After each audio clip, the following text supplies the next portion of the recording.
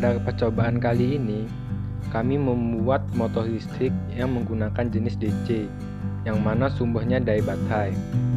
DC di sini maksudnya yaitu jenis motor listrik yang beroperasi dengan sumber tegangan arus listrik searah. Motor listrik yang kami buat di sini bekerjanya menggunakan prinsip gaya Lorentz.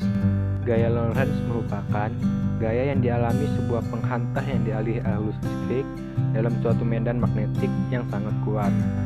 Alat dan bahan yang kami gunakan di sini yaitu kawat tembaga yang mana sebagai motor listriknya, lalu magnet, baterai sebagai sumber listrik, kabel, selotip, amplas yang berfungsi untuk menghaluskan ujung kawat, rubber clip, dan alas. Alat motor listrik yang kami buat ini terdapat penerapan kaidah tangan kanan. Kaidah tangan kanan yaitu di mana kita menggunakan tangan kanan kita sebagai panutan untuk menentukan arah B medan magnet, I arus, dan F gaya. 4 jari selain jempol merupakan arah B. Jempol merupakan arah I dan arah F yaitu tegak lurus 90 derajat dengan arah B. Pada alat B memiliki arah memutari kumparan dengan I yang mengalir lurus di dalam kumparan. Gaya memiliki arah tegak lurus 90 derajat dengan arah medan magnet kumparan. Pemahaman ini akan memudahkan kita dalam menentukan vektor setiap unsur pada rumus gaya Lorentz, yaitu F gaya sama dengan I arus dikali L panjang dikali B medan magnet. Arus listrik dalam medan magnet akan memberikan gaya jika kawat yang membawa arus dibengkokkan menjadi sebuah lingkaran atau loop.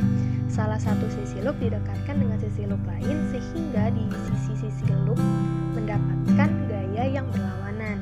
Gaya yang berlawanan inilah akan menghasilkan tenaga putar atau disebut dengan torsi untuk memutar kumparan. Nah, berdasarkan hal tersebut, pada prinsip kerja alat motor listrik ini menggunakan beberapa materi yang berkaitan dengan mata kuliah fisika dasar pada semester ini. Yang pertama ialah induksi elektromagnetik. Induksi elektromagnetik adalah proses ketika konduktor yang diletakkan di suatu medan magnet yang bergerak atau berubah, atau konduktornya yang digerakkan melalui medan magnet yang diam, menyebabkan terproduksinya voltase di sepanjang konduktor. Proses induksi elektromagnetik ini menghasilkan arus listrik. Selanjutnya ialah GGL atau gaya gerak listrik. GGL ini merupakan beda potensial antara ujung-ujung penghantar sebelum dialiri oleh arus listrik. GGL ini diberi satuan volt. Selanjutnya ialah gaya Lorentz. Gaya Lorentz ialah gaya yang ditimbulkan oleh muatan listrik yang bergerak atau oleh arus listrik yang berada dalam suatu medan magnet. Selanjutnya ialah rumus yang digunakan dalam perhitungan pada percobaan motor listrik kali ini. Yang pertama ialah besar GGL induksi motor listrik, selanjutnya ialah besar gaya Lorentz, selanjutnya ada gaya Lorentz membentuk kopel dengan momen putar. Untuk N lilitan momen kopel dengan omega merupakan kecepatan sudut dengan satuan rad per second, N yaitu banyak lilitan, F gaya Lorentz dengan satuan Newton, B besar medan magnet dengan satuan Tesla, T waktu dengan satuan second, A luas alas dengan satuan meter persegi, dan I arus dengan satuan ampere. Kelebihan motor DC sendiri ada yang pertama adalah torsi dan kecepatannya mudah dikendalikan. Torsi itu sendiri berarti hasil perkalian dari gaya dan jarak, sedangkan kecepatan seberapa cepat sebuah benda berpindah. Kemudian performansinya mendekati linear. Maksudnya adalah performansinya konstan. Kemudian yang ketiga adalah sistem kontrolnya relatif lebih murah dan sederhana. Maksudnya adalah sistem kontrol dari motor DC ini relatif lebih murah karena motor DC yang kita gunakan itu menggunakan bahan-bahan yang sederhana. Kemudian kelebihan dari motor DC yang keempat ada untuk aplikasi berdaya rendah, motor DC lebih murah daripada AC. Hal tersebut disebabkan karena motor DC sendiri penggunaannya lebih baik untuk aplikasi berdaya rendah. Karena motor DC apabila digunakan di aplikasi berdaya tinggi sangat tidak cocok.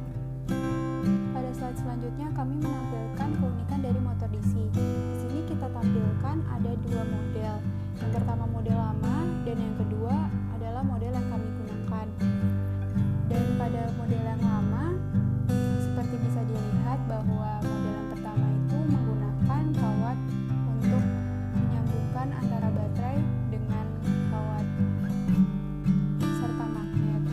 Dan kemudian dia juga tidak memakai variasi lilitan kempalan dan tegangan. Sedangkan pada model yang sudah kami perbarui ada di sini seperti bisa dilihat menggunakan kabel sehingga tidak perlu menegangkan kawat.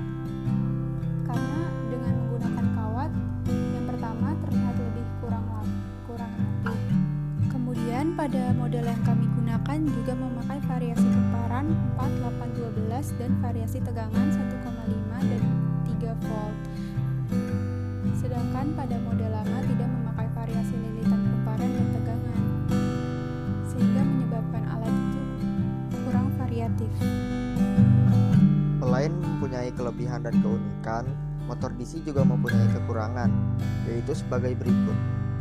Yang pertama, motor DC membutuhkan perawatan ekstra karena susunan komponen dari motor DC sangat kompleks, jadi perlu kehati-hatian dalam setiap perawatannya. Yang kedua, motor DC tidak cocok diaplikasikan di kecepatan tinggi karena secara fisik motor DC lebih besar daripada motor AC. Jadi tidak cocok untuk diaplikasikan di kecepatan tinggi. Yang ketiga, motor DC tidak cocok untuk aplikasi berdaya besar. Dan yang terakhir, motor DC tidak cocok digunakan di lingkungan berdebu karena partikel debu yang akan masuk ke sela-sela komponen motor DC akan menghambat kinerja motor DC tersebut. Untuk kalian yang masih ingin membuat sesuatu menggunakan sistem motor DC, kalian bisa mengikuti saran-saran dari kami. Yang pertama, buatlah penutup pada alat agar tidak mudah terkena debu. Lalu, buatlah motor DC yang mempunyai daya besar dan kecepatan tinggi. Langkah pertama yang harus kita lakukan adalah menyiapkan alasnya terlebih dahulu. Di sini saya memakai alas talenan plastik. Yang kedua, kita siapkan paper clip dan kita ubah paper clip tersebut menjadi seperti ini. Kawat penyangga kita beri isolatif agar kawat penyangga tidak terpengaruh oleh gaya medan magnet. Kita di sini menggunakan dua kawat penyangga. Setelah itu kita taruh kawat kumpulan tembaga di antara kawat penyangga tersebut.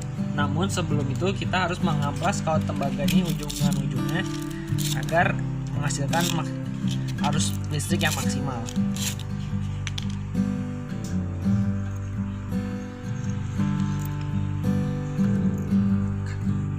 Setelah itu kita taruh magnet di bawah kawat penyangga. Setelah itu kita hubungkan baterai 9 volt dengan capit buaya.